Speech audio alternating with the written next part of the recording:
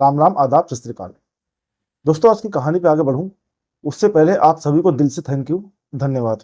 Thank you इसलिए कि आप लोगों ने एक एक करके हमारे 1K से ज़्यादा सब्सक्राइब कर दिए। आप लोगों का प्यार और विश्वास दिखाने के लिए बहुत ज़्यादा थैंक यू आप लोगों का। और आप अपना विश्वास और प्यार ऐसे ही बनाए रखें और ऐसे ही हमारा साथ दें, सहयोग दें। एक छोटी सी आपको एक क्लिप दिखाना चाहता हूँ जो मेरे जीवन में एक खुशी आपने दी है उसकी।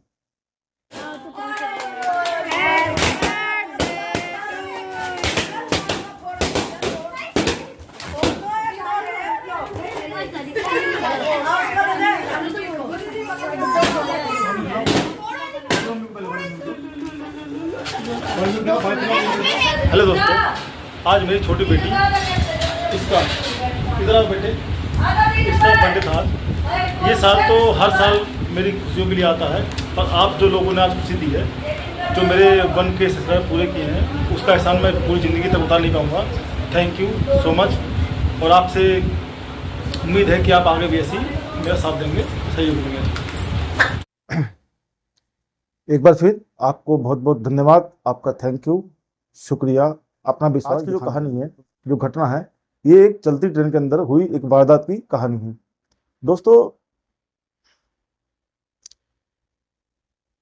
दोस्तों एक इंटरसिटी एक्सप्रेस जो कि पटना से चल के बभुआ तक जाती थी।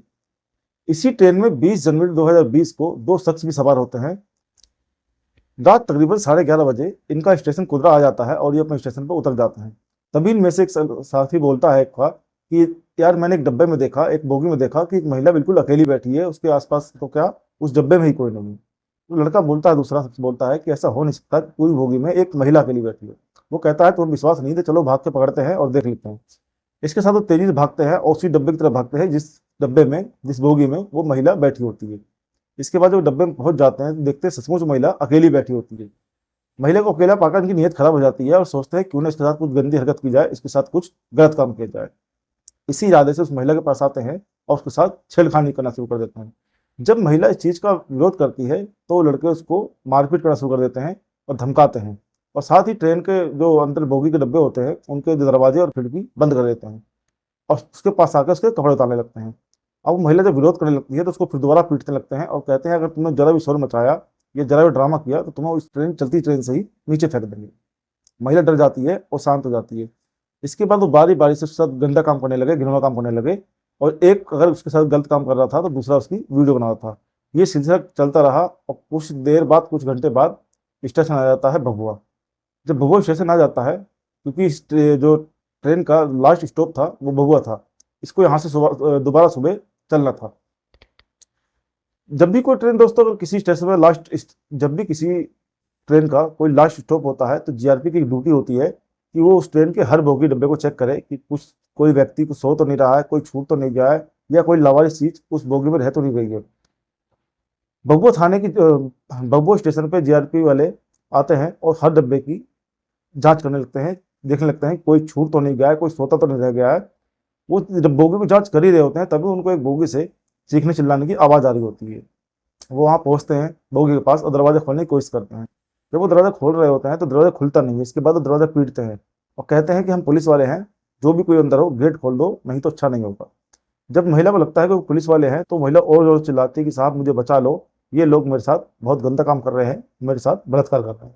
इसके बाद पुलिस वाले और उसको समझाते हैं कि जो कुछ कर रहे हो उसे बंद कर दो और दरवाजे को खोल दो, नहीं तो बहुत तुम्हारे साथ बुरा हो सकता है। इसके बाद जब गेट खुलता है तो तुरंत ही उन पुलिस वालों के बीच से एक लड़का चीरता हुआ उनको भाग जाता है, और दूसरे लड़के ने अपने कपड़े पूरे पहने नहीं थे तो वो उनके हाथ चढ़ जाता है। उसके बाद उस महिला को पानी पिलाया जाता है, शांत किया जाता है, दिलासा दिया जाता है, थोड़ा समझाते हैं कि आप बताइए ये जो लड़के जो आपके साथ कर रहे थे क्या आप इनको जानती हो? तो कहती साहब मैं तो बिल्कुल इन लोगों को जानती नहीं, ये अचानक पता नहीं कहाँ से ट्रेन में घुसे, भागती हुई ट्रेन में, चलती हुई ट्रेन में घुस गए और मेरे साथ गंदा काम करने लगे। और इसके बाद वो पुलिस वाले फिर और सवाल पूछते हैं कि तुम कहाँ से आ रही हो और तुम कहाँ जा रही हो? तो बताती है साहब मैं तो अपना दवाई लेने जा रही थी कि साहब मैं तो अपनी दवाई लेके गया से आ रही थी। तो पूछते हैं किस चीज़ की दवाई लेके आ रही थी? तो बताती है साहब मुझे बीमारी है एड्स की। तो पुलिस वाले जब सुनते हैं जीआरपी वाले तो थोड़ा कंफ्यूज हो जाते हैं और फिर दोबारा पूछते हैं कि क्या कहना चाहती हो, क्या बता रही हो? तो बता साहब मुझे एड्स है और मेरा गया से इलाज चल रहा है। अब मैं ज़्यादातर वहाँ से आना जाना मेरा होता रहता है, क्योंकि मेरी दवाई वहीं से चल रही है, मेरा इलाज वहीं से चल रहा है। इसके बाद वो फिर इसके बाद पुलिस वाले उससे उसके बाद जीआरपी वाले उस शख्स से, लड़के से पूछते हैं कि तुमने इसके साथ ऐसा क्यों किया, और तुम कहाँ से रहते हो, कौन हो, कहाँ से रहते हो, और तुम्हारा साथी कौन है। वो बताता है कि साहब, हमारा स्टेशन, इससे पिछला स्टेशन कुदरा था, और उस कुदरा के पास ही एक गांव है चैती मोहल्ला, चैती मोहल्ले के ही हम रहने वाले हैं, और मेरे दो दूसरा साथी है, उसका नाम है वीरेंद्र सिंह और मेरा नाम है दीपक सिंह।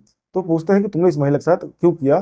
तो कहता है, साहब, हम तो इस महिला को हम तो उस स्टेशन पर उतर गए थे, पर हमने देखा कि ये महिला डिब्बे में अकेली बैठी है, बोगी में अकेली बैठी है, और हमारे मन में, हमारी नीयत में खोट आ गया। हमने सोचा क्यों ना इस अकेली महिला के साथ कुछ गलत किया जाए, और साहब हमको थोड़ी पता था कि इसके साथ एड्स है। इसके बाद उस जीआरपी वाले दूसरे उसके साथी को, जिसने उस महिला का रेप किया था, वीरेंद्र सिंह को, उसको भी दबोचती है और उठा के लेके आती है। और जैसे ही इस घटना का खुलासा होता है उसके गांव में, चैती मोहल्ला में, और उसके दोनों के घर वालों को पता चलता है पता कि जिस महिला के साथ इन्होंने रेप किया, उस महिला ने जिस महिला के साथ इन्होंने ये घिनौना काम किया है, उसको एड्स है। इसके बाद आप विश्वास नहीं करेंगे, इनके घर वाले को जो बोलना था, बयान था, वो बहुत ही शर्मनाक था।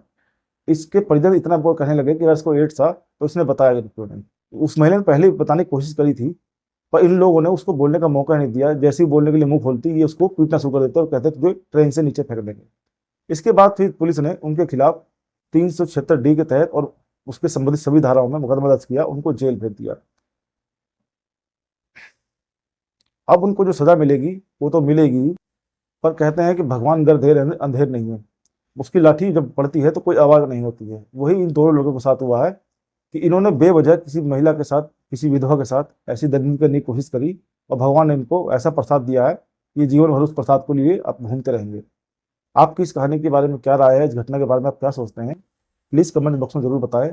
और आपसे फिर रिक्वेस्ट है, जैसे आप लोगों ने अब तक साथ दिया है, वैसे ही हमारे चैनल को सब्सक्राइब करें, वीडियो को लाइक करें। Thank you. अपना और अपनों अपना और अपनों का ख्याल रखें, सुरक्षित रहें। वंदे मातरम। जय हिंद।